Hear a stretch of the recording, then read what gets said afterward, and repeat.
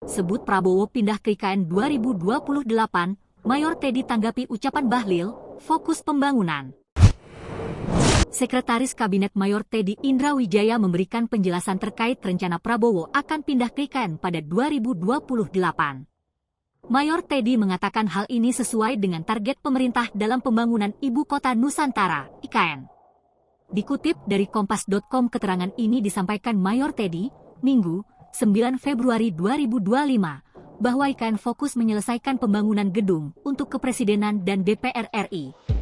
Dia mengungkapkan pernyataannya tersebut sebagaimana yang disebutkan Menteri Energi dan Sumber Daya Mineral Bahlil Lahadalia mengenai target pembangunan IKN 2028. Target selesai eksekutif, yudikatif, legislatif, tahun 2028, ujar Teddy kepada Kompas.com, Minggu, 9 Februari 2025.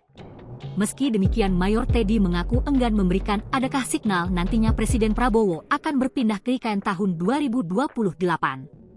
Mayor Teddy menambahkan bahwa intinya, IKN ditargetkan selesai di tahun 2028. Intinya fokusnya di situ, ujar Teddy. Diketahui sebelumnya Bahlil telah menyampaikan pemindahan ibu kota negara dari Jakarta ke IKN akan dilakukan tahun 2028 sesuai dengan target Presiden Prabowo.